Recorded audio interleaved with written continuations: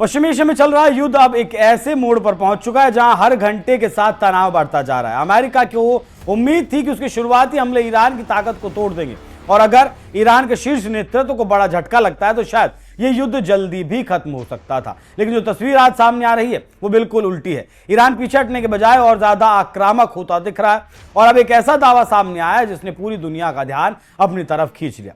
Iran के Islamic revolutionary guards corps यानी IRGC ने दावा किया कि उसने अमेरिका के सबसे ताकतवर युद्धपोतों में से एक USS अब्राहम लिंकन पर हमला किया है। IRGC के मुताबिक उनकी एक बैलिस्टिक मिसाइल ने सीधे इस अमेरिकी युद्धपोत को निशाना बनाया। ईरान का कहना है कि इस हमले के बाद यह युद्धपोत काम करने की स्थिति में नहीं रहा और उसे खाड़ी क्षेत्र से पीछे हटना पड़ा। अगर यह दावा सच साबित होता है तो यह सिर्फ एक सैन्य घटना नहीं होगी, यह अमेरिका की सैन्य प्रतिष्ठा पर सीधा हमला होगा। लेकिन इसी कहानी का एक दूसरा पहलू भी है। अमेरिका ने ईरान के इस दावे को पूरी तरह खारिज कर दिया। अमेरिका ने कहा कि USS अब्राहम लिंकन कैरियर अभी भी ऑपरेशन में सक्रिय है और ऑपरेशन एपिक फ्यूरी में लगातार मदद कर रहा है। मतलब एक तरफ ईरान दावा कर रहा है कि उसने दुनिया के सबसे शक्तिशाली युद्धपोत में से एक को निष्क्रिय कर दिया और दूसरी तरफ अमेरिका कह रहा है कि सब कुछ सामान्य है।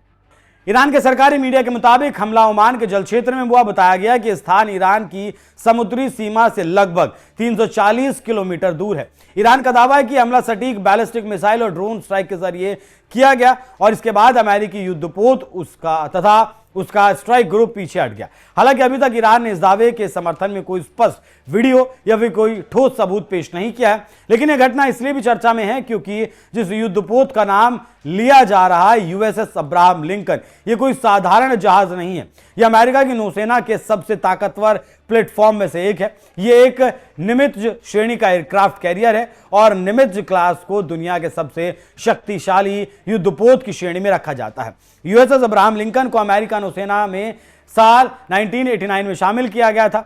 यह एक परमाणु ऊर्जा से चलने वाला युद्धपोत है, जिसका मतलब है कि इसे बार बार ईंधन भरने की इसमें जरूरत नहीं पड़ती। इसका वजन करीब 97,000 टन है और इसकी लंबाई लगभग 1092 फीट यानी लगभग 333 मीटर है। इतना ही नहीं, इसका फ्लाइट डेक करीब 4.5 एकड़ में फैला हुआ है।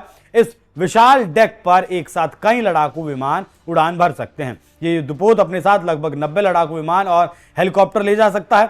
इनमें अमेरिका के सबसे अत्याधुनिक स्टेल्थ फाइटर जेट F-35C भी शामिल है। इस पर करीब 5,000 से ज्यादा नौसैनिक, मरीन और क्रू सदस्य तैनात रहते हैं। असल में ये सिर्फ एक जहाज नहीं, ये एक तैरता हुआ सैन्य शहर है। इस युद्धपोत की अपनी अलग दुनिया है। इसका अपना जिप कोड है, इसका अपना टीवी स्टेशन है, इसका अपना रेडियो स्टेशन है, यहां तक कि इसका अपना अखबार भी है। इसके अंदर लाइब्रेरी, अस्पताल, जनरल स्टोर, फायर स्टेशन और कई तरह की सुविधाएं मौजूद है। यानी अगर आप इसे दूर से देखें तो ये सिर्फ एक जहाज नहीं बल्कि समुद्र के बीच चलता फिरता एक छोटा शहर लगता है। इसीलिए अगर वास्तव में इस युद्धपोत पर हमला हुआ होता तो यह अमेरिका के लिए बहुत बड़ा झटका होता।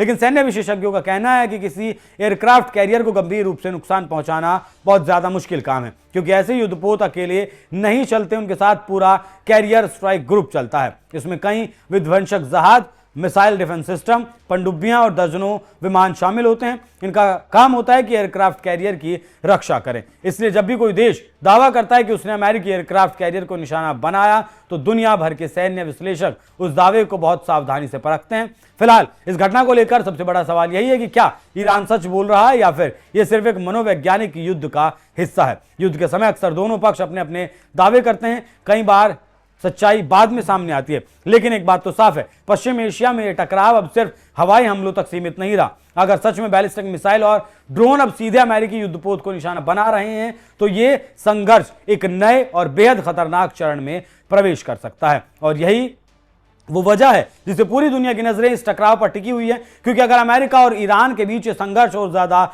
गहरा हुआ तो इसका असर सिर्फ खाड़ी क्षेत्र तक सीमित नहीं रहेगा।